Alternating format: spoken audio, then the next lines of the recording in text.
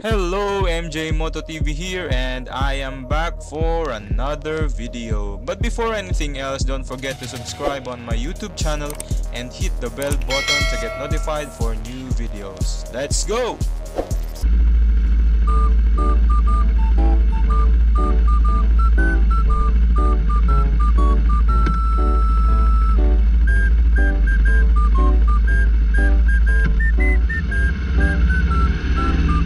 Hello mga buddies, MJ Moto TV here once again, and I am back for another video. So ngayon ipapakita natin ang ruta natin papunta sa ating workplace. Alam nyo mga buddies, isa sa mga nagbibigay excitement sa akin sa pagpasok is yung aking travel, kasi usually naman hindi madalas yung rides ng aming grupo, yan, yung team MTR series Backpackeros. So ito na lang yung time ko para makapag ride ng aking motor. So sa mga solo riders pala dyan na wala pang grupo, na base sa Pangasinan at La Union, kung kaya mga R3 ka, MT-03, MT-07, MT-09, basta pasok sa Yamaha R series, basta 320cc pataas, welcome na welcome ka dito. Alright, so merong nagtanong sa akin minsan na isang estudyante, "Sir, paano ka ba nagka-big bike?" So kikwento ko na rin sa inyo. Actually, wala sa plano talaga na bumili ako ng big bike. And to be honest, hindi ko pa nga kinoconsider ito na big bike dahil hindi pa naman siya pasok sa expressway. Medyo loaded lang talaga ito nung nabili ko, kaya maraming napipeke talaga.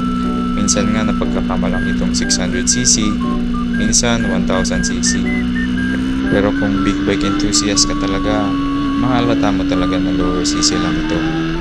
Going back, nabili ko itong motor na to noong July. So biglaan lang ito dahil binili ko ito after kong mabenta yung aking van. So bakit ko nga binenta itong aking van?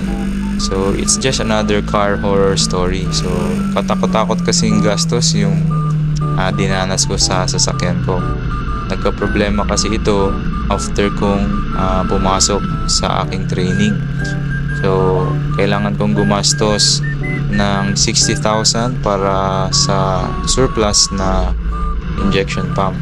Well, hindi rin nagtagal kasi yung pinalit. Napilitan ako na magpalit ulit ng piyesa. So ayun na nga, sa span ng 2 years siguro gumastos ako sa sasakyan ko ng almost 200,000.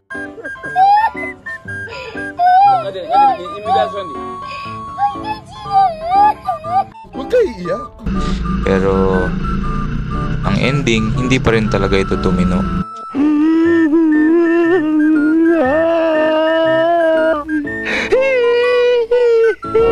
So ayun nga, kaya nag-decide ako na i-out na itong aking van. So na-out ko itong van ko ng 270,000. So ang first thing na pumasok sa isip ko ay maghanap ng big bike talaga. And yung nasa isip ko talaga ay Suzuki GSX-R 600cc. Ayan, so sa mga hindi nakakaalam, yan talaga yung dream bike ko. Dahil ang first bike ko talaga is Suzuki rin, ang Suzuki Raider 150. And ever since, talagang fan na talaga ako ng mga Suzuki bikes. So nag-search ako sa marketplace at may nakita ako noon na Suzuki GSX-R 600. Ang price niya is 290,000 and base sa Bicol yung seller. So willing naman ibigay ng seller yung bike ng 270,000, pero iniisip ko kasi yung expenses pa papunta doon sa lugar. So ayun na nga, naunahan ako, kaya no choice ako kundi maghanap ng iba.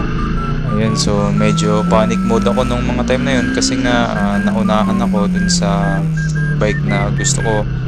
Kaya naghanap na lang ako ng iba kasi yung misis ko kasi kapag nagbagong isip noon, patay ako dito.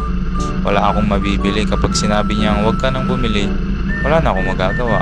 So ayan, naghanap ako and nakita ko sa marketplace itong Yamaha R3 na fully loaded naman na big bike look na rin. Kaya ayun, tinawagan ko agad yung seller, nagkasundo kami sa price at pinick up ko ito sa Caloocan.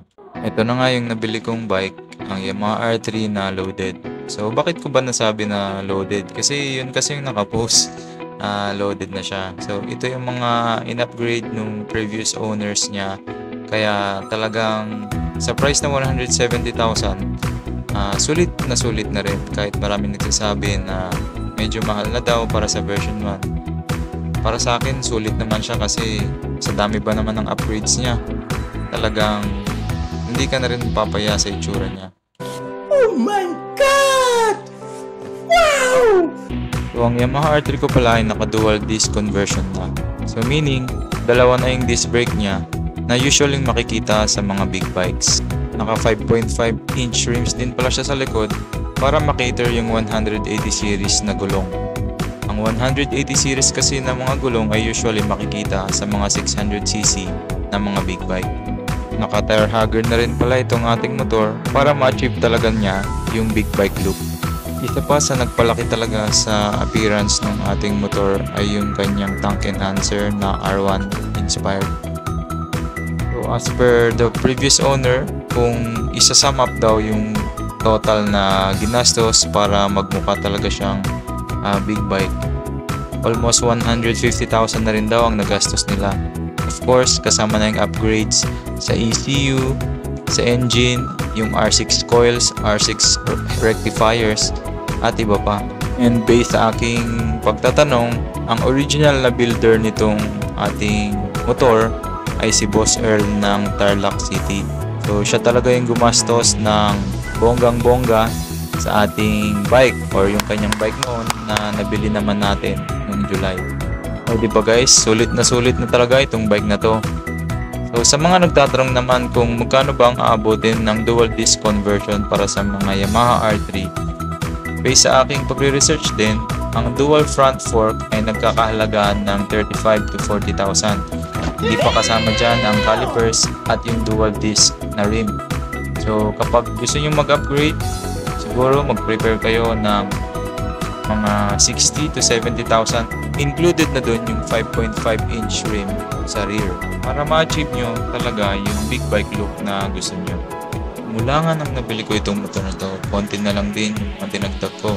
Nagpalit ako ng muffler, nagpagawa rin ako ng mid-pipe with resonator, nagawa ng Twin Brothers. So ayan, sa mga gusto magpagawa ng full system for big bikes and small bikes, ayan po ang kanilang Facebook page. Contact lang po kayo. Napaka-accommodating and napakabait ng owner na yan na si Sir Nico.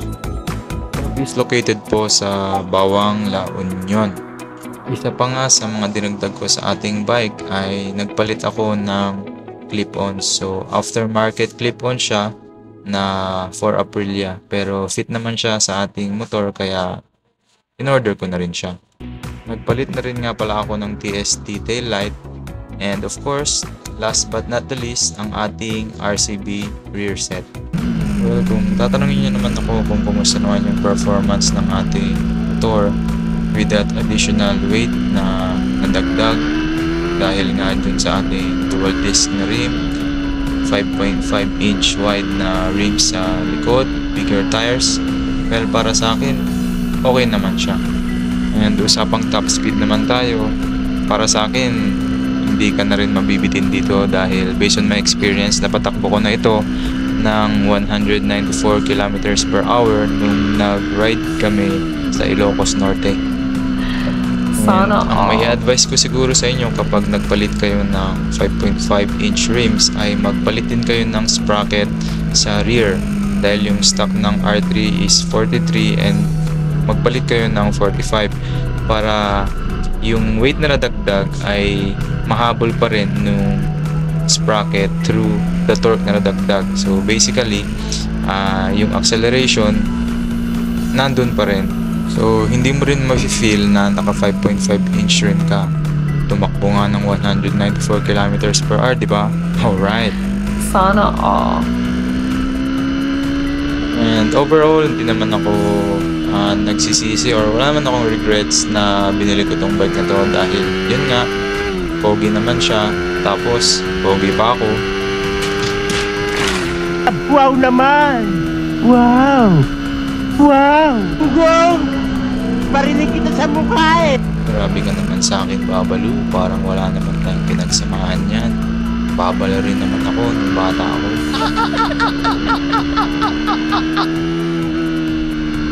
So, fast forward, malapit na nga tayo sa ating station. So, once again, thank you sa panonood and sana nagustuhan nyo yung aming love story ng aking motor. O, diba? Love story talaga. Once again, this is MJ Moto TV. Ride safe.